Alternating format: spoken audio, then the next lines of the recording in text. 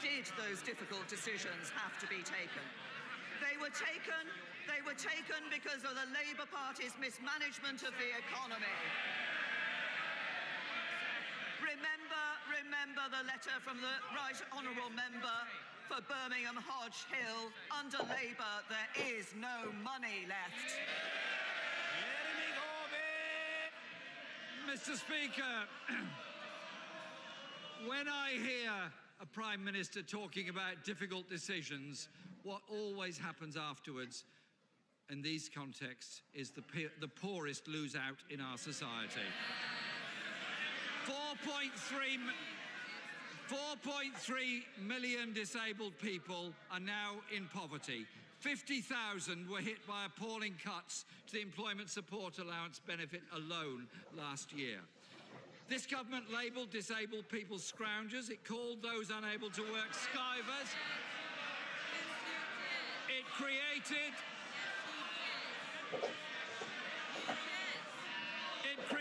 a Order. I don't need any advice from the Home Secretary. He should seek to discharge his own obligations in his office to the best of his ability. I require no advice from the Right Honourable Gentleman on the discharge of mine. Be clear about that. Jeremy Corbyn. Thank you, Mr. Speaker. This government also created a hostile environment. Mr. Speaker, this government created a hostile environment for the Windrush generation. When the UN rapporteur said British compassion for those who are suffering has been replaced by a punitive, mean-spirited and callous approach, he couldn't have summed up this contemptible government any better. Yeah. Child poverty is rising. Homelessness rising. Destitution rising. Household debt rising. When will the Prime Minister turn her warm words into action, end the benefit freeze, repeal the bedroom tax, scrap the two-child cap and halt the rollout of universal credit? Prime Minister! The Right Honourable Gentleman referred to the poorest losing out. I'll tell him when the poorest lose out is when a Labour government comes in. Order. The finger-pointing and yelling and braying must stop. I understand that passions are running high, but on both sides of the House, we need to have some sense of decorum. The Prime Minister. It's when a Labour government comes in. What this government has done, we've introduced the national living wage. Conservatives, not Labour. We've taken millions of people out of paying tax altogether. Conservatives, not Labour. Under this government, 3.3 million jobs have been created. Every Labour government leaves office with unemployment higher than when it went into office. So what do we see under this government? Our economy is growing, employment is rising, investment is up. We're giving the NHS the biggest single cash boost in its history. Taxes are being cut, wages are rising. Labour would destroy all that. It's this Conservative government that's building a brighter future for our country.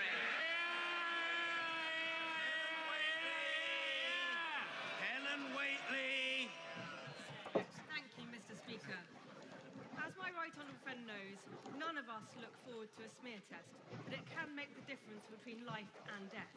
Worryingly, nearly a third of women are missing out on cervical screening. Can I ask my right honourable friend what steps she and her government are taking to make sure more women get tested and don't suffer the terrible consequences of picking up cancer too late? Well, can I Prime Minister. Friend, I'm grateful to her for raising what is an important point. And we do recognise we need to do more to encourage women to undertake cervical screening tests. In October, we announced a package of measures which will be rolled out across the country, which has the aim of seeing three-quarters of all cancers detected at an early stage by 2028. And this will see radical overhaul of the screening programmes, and it'll be made more accessible and easier to use. But I just want to give this very simple message, and I'm able to do this standing at this dispatch box. Smear tests are not nice. All those of us who have had smear tests recognise they're not nice. But they are important. If you want to see cancer detected early, have your smear test. A few minutes of discomfort could be saving your life. Ian Blackford!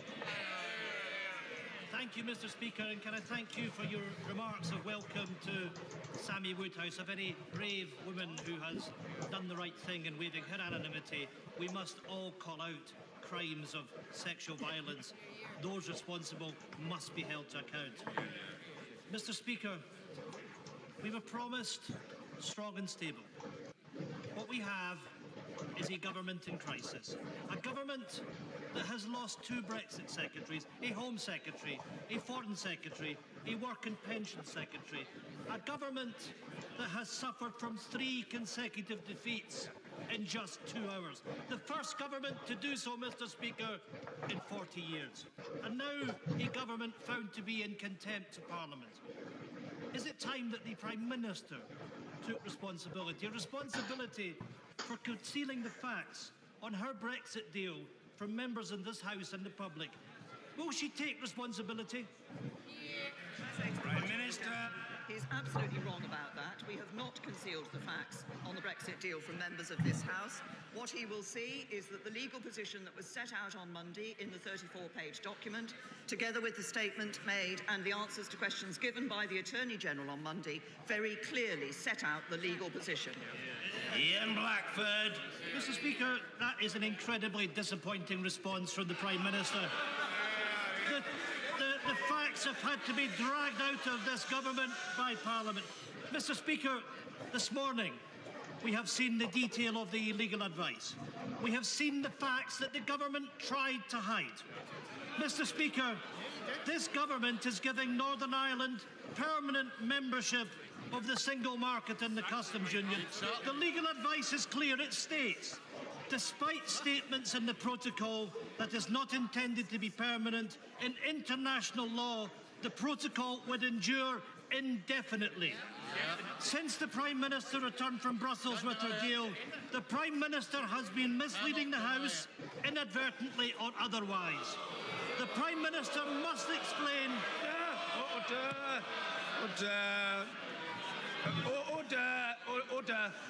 Order. There can be no suggestion of otherwise. The right honourable gentleman must make it clear that there is no suggestion that the government is misleading the House deliberately. There can be no question of that. If the right honourable gentleman wants to use the word inadvertently, which people do now and again, he can, but there must be no ambiguity on the point. And I ask the right honourable gentleman to clarify that matter and to order. No, I don't need any advice from anyone. I know exactly what I'm doing, and the right honourable gentleman must comply. Mr. Ian Blackford. Mr. Speaker, I did use the word inadvertently, and I repeat it. That since the Prime Minister has returned from Brussels with her deal, the Prime Minister has been misleading the House, perhaps inadvertently. The Prime Minister...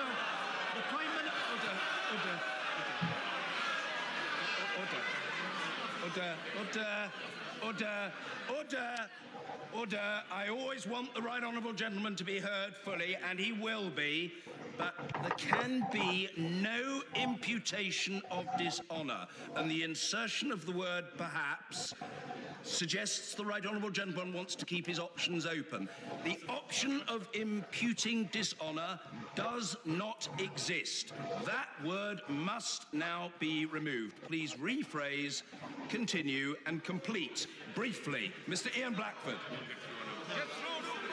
Mr. Speaker, I say again, inadvertently. Mr. Speaker, the Prime Minister must explain. The Prime Minister must explain why she continues to deny Scotland the rights and opportunities that her deal offers to other parts of the United Kingdom. Minister. I say to the right honourable gentleman that I think what he will see, if he makes a careful analysis of the statement that the Attorney General made in his answer to questions on Monday, and of the legal position that was set out by the government, in many ways unprecedented that the government actually published such a 34-page document, he will see that the advice the advice that he is holding in his left hand has no difference from the statement that was given. Indeed, I might take up the personal challenge from the right honourable gentleman. I have myself said on the floor of this House that there is indeed no unilateral right to pull out of the backstop. What I have also said is it is not the intention of either party that the backstop should A, be used in the first place, or should B, if it is used, should be anything other than temporary. And he finishes off by saying once again that he wants to look to what Scotland should have from the deal. We are leaving the European Union as the whole United Kingdom. We will negotiate as the whole United Kingdom. For the interests of Scotland, remaining in the internal market of the United Kingdom is the most important economic interest. And for the interest of Scotland coming out of the common fisheries policy, which is in our deal and our policy and not his. Gordon Henderson. Mr. Speaker, my local authority, Swale Borough Council, is being asked to find land for thousands more homes, and my constituents in Sittingbourne and Sheppey are not happy. Over the past 20 years, we've seen large-scale housing developments that have transformed our area. We feel we've already accepted more than our fair share of new housing. So will my right honourable friend, the Prime Minister, urge her ministers to take steps to reduce the housing targets being imposed on Swale? Prime Minister. Can I say to my honourable friend, I absolutely recognise the concern that he raises and the fact that often people are concerned when they see proposals for new development in their areas. But we do need to build the homes that the country needs so that everyone can afford a decent, safe place to call their own. And we need to help more people onto the housing ladder. There are young people today who worry that they will not be able to get onto the housing ladder, and I'm sure my honourable friend shares my determination to ensure that they are able to do so. And I'm pleased to say that in the last year, we've delivered over 222,000 new homes, the highest level we've seen in all but one of the last 31 years. But I'm sure that my right honourable friend, the Communities Secretary, would be happy to meet with my honourable friend to discuss his local issue further. Stuart Hosey. Mr. Speaker, every single Brexit scenario this government have modelled shows GDP growth to fall, and to fall further when the impact of ending freedom of movement is factored in.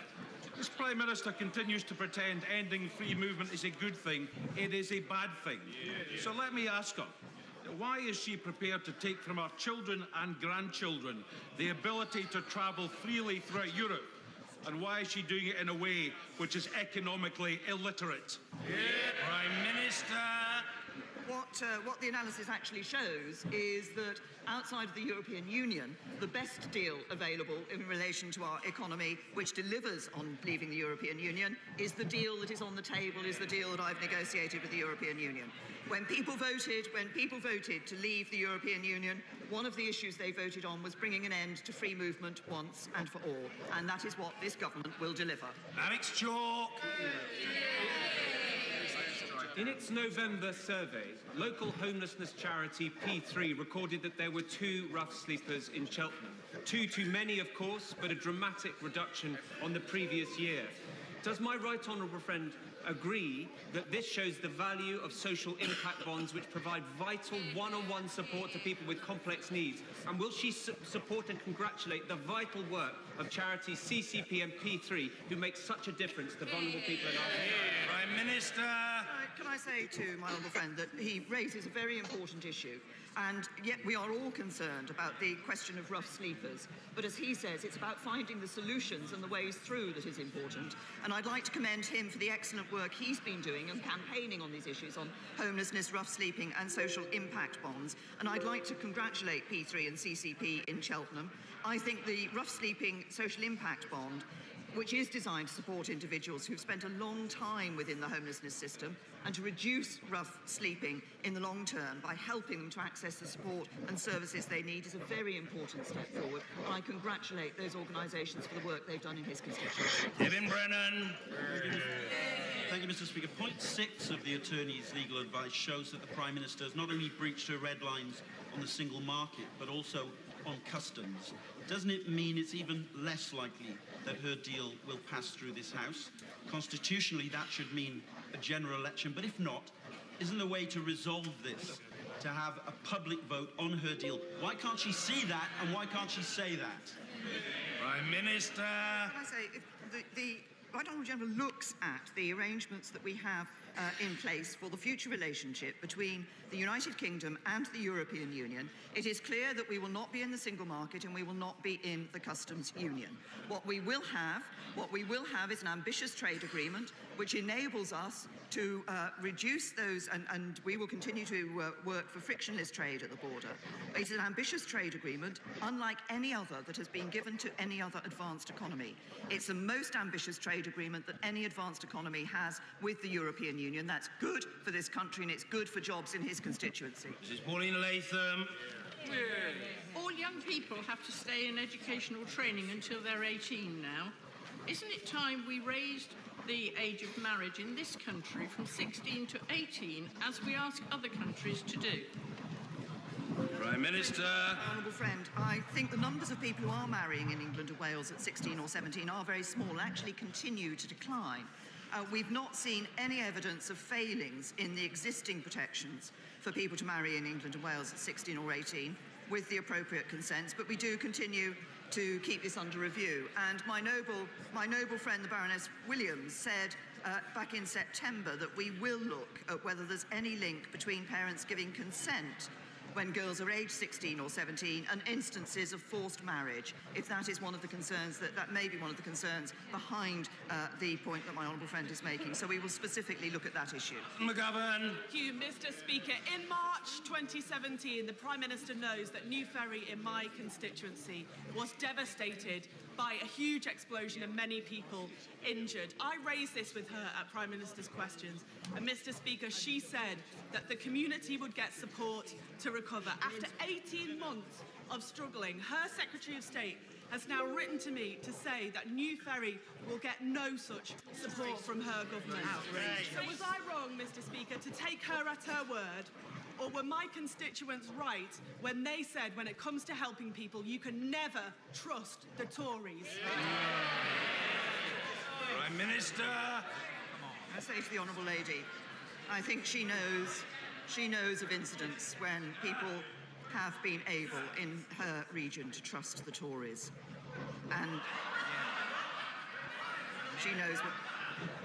Let's look at the explosion in New Ferry. It was clearly devastating. It clearly impacted both residents and businesses. And I did, as she said, made a commitment to look at it. Now, I will look at the letter that she has received from the Secretary of State, because my understanding was that the MHCLG, the Ministry, was encouraging Wirral Council to apply for a range of funding streams, including various sums of money that would have been available, and that they had asked Homes England to work with the council